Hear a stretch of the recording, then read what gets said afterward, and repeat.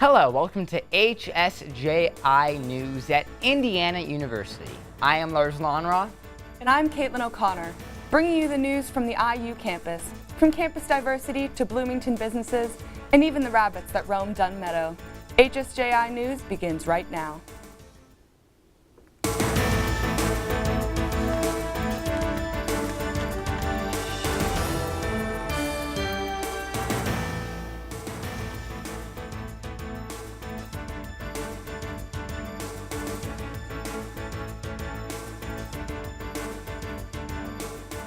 Starting off this edition, we have a story of much controversy. Is IU aware of its racial diversity, or lack thereof, on its campus? That's right. Our reporter Jalen Young addresses race in the theatrical arts. Right here inside of Indiana University's auditorium is where students and visitors can expect to watch plays and musicals of all kinds. But the question is, does the demographics represent all kinds? Theater productions at IU come to life. However, a few faculty members feel that race equality is lacking in the Department of Theater.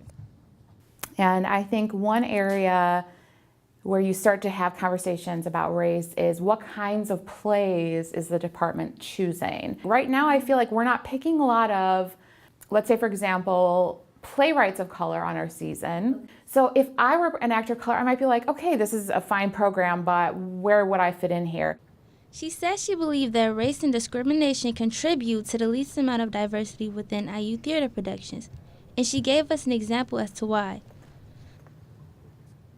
She has asked, to be able to try out, and was not even selected to do that. Wow. And so that in turn is because of race. Yeah. And it's always been unfair. The managing director hopes to include casting where it does not matter what the diversity makeup is, and he has a call to action. We look at opportunities where we're selecting plays that are predominantly African American casts or Latino casts or things like that. Reporting for HSJI News, I'm Jalen Young with photographers Kaylin O'Connor and Chelsea Toms.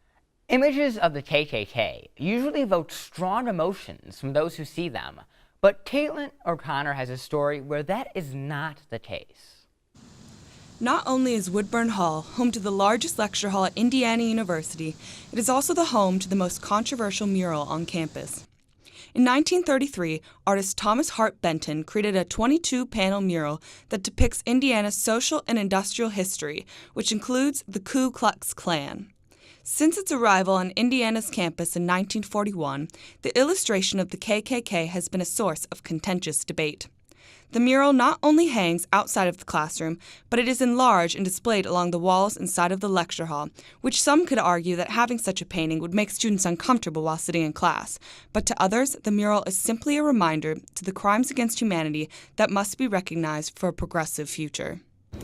As one of the many cultural institutes here on Indiana University's campus, the Neil Marshall Black Culture Center advocates for both support and acceptance of students of all ethnicities here on campus.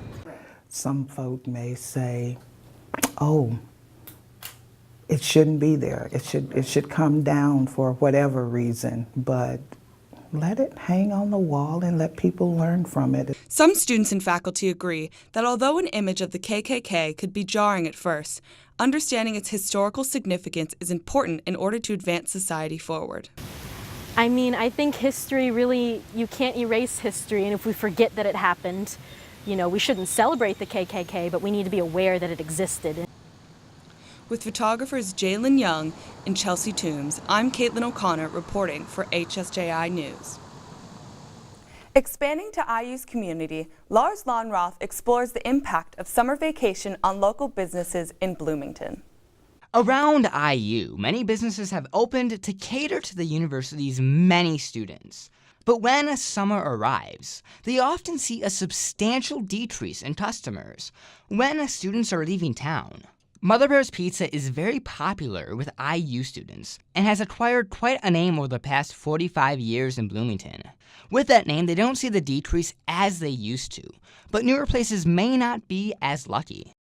I would suspect that any restaurant that is relatively new, does suffer somewhat in the summertime. I would think they'd still have a problem. Down on Kirkwood Avenue, Knit's English Hut is covered in IU merchandise and memorabilia. They see a decrease in patrons during the summer, but have consciously tried to build a customer base that is more consistent. We really appreciate students coming in and spending their parents' hard-earned money, but we don't put all our eggs in that one basket. Whatever the effect is, IU is still a very important part of the economy here in Bloomington. And with so many of these businesses calling this place home for so long, they have figured out how to deal with it. With photographer Lawson McAteer, I'm Lars Lonroth with HSJI News. Continuing with Bloomington business, Leela Byron explores how global gifts gives an international perspective to Bloomington. Shopping is something all of us do, but how many of us truly think about who makes our products? At Global Gifts, a locally owned nonprofit in Bloomington, understanding the people who make the things we enjoy is the most important part of shopping. For many involved with Global Gifts, the commitment to serving impoverished artisans is a cause the Bloomington community can and should support. I would say fair trade is meant to empower people that make products. We make products all over the world, and you'd like to think that the products that are being made are benefiting the people that make them. All of the products Global Gifts sells are fair trade, meaning purchases support safe working conditions, fair wages, and gender equity. At Global Gifts, service trips provide a way for the community to get involved with fair trade. Recently, a visit to Guatemala left a volunteer with a stronger connection to artisans. I knew some of the people we met, and knowing people and knowing the stories and seeing the stories and knowing that when I sell something, it may not be my friends or the people who I know, but it's somebody in India, it's somebody in Thailand, it's some family in Vietnam, and some of my friends in Guatemala who are benefiting from what I'm selling. Global Gifts and Fairtrade Bloomington are actively involved with their community to help spread their message of multiculturalism and solidarity. These bracelets from Kenya, for example, help get the town talking about fair trade. Volunteers hope their products and educational service trips will continue establishing a personal connection to workers that will resonate with Bloomington's shoppers. With photographer Lily Spagnola, this is Leela Byron, HSJI News. Shifting to an on-campus gem, reporter Lily Spagnuolo explains all the Beck Chapel has to offer. It may just look like a small church from the outside, but in the inside, Beck Chapel holds a huge amount of character. Sitting in the heart of Indiana University's campus, Beck Chapel adds a touch of sparkle to it, with its beautiful stained glass image and detailed structure. The chapel draws everyone in to either worship or to conduct ceremonies. So right here, we have Dr. Franco Beck. He is one of the main contributors and founders of the Beck Chapel here on Indiana University. He created the Beck Chapel so all religions could worship. Back in the 30s, the president and the university wanted to create a place that wasn't specific on any religion, so the Beck Chapel is all denominations. Along with the many practices that take place there, one has been upheld as an IU tradition. While many students have a love for this school, some also find it here. At the center of all of this is Beck Chapel, where tradition and love come together. A lot of times we will have some seniors get married there, or they'll move off and then come back as alumni and want to get married at the chapel. Phil and Caroline Jones were IU students that got married at Beck Chapel. 47 years later, the Jones revisit the chapel to celebrate the day they were married. With photographer Leela Byron, I'm Lily Spagnolo reporting for HSJI News. The energy of IU's campus can be impacted by college sports in the Cream and Crimson facilities. Lawson McAteer talks to students about how the campus changes during athletic events. Indiana University, a top threat in the Big Ten both academically and athletically. IU is well known for its great facilities and outstanding sports charisma on campus. Freshman baseball player Matt Lewicki on his thoughts. You go around the country, you can name off any school that have a nice stadium, that have nice facilities, but I mean, IU, it kind of just felt like home repping the Cream and Crimsons. I mean, just walking in there and seeing all the different athletes from different sports, from tennis to football, it all just kind of makes it feel like one big family. All around, the sports are going to really take off this year, I have a feeling.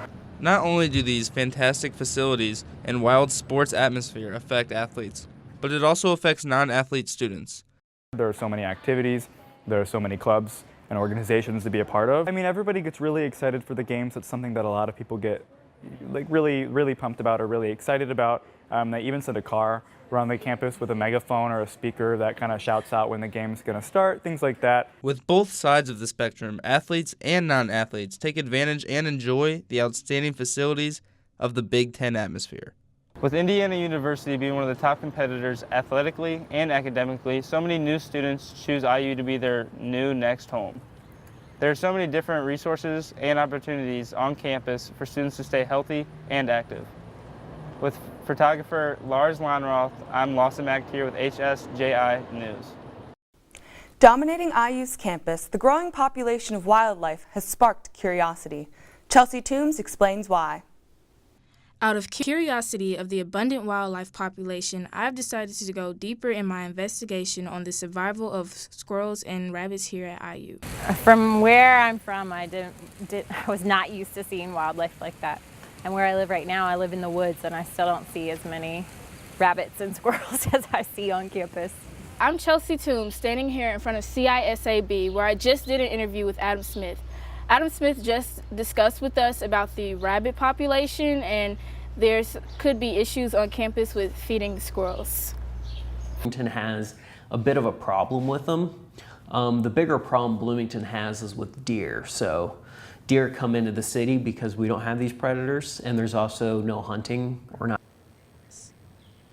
As you can see, Indiana University's campus is suited for small animals such as rabbits and squirrels. We hope to see these animals in the near future. Photographers Jalen and Caitlin, I'm Chelsea, reporting from HSJI TV News. In all aspects, Bloomington is a town overflowing with culture and spirit.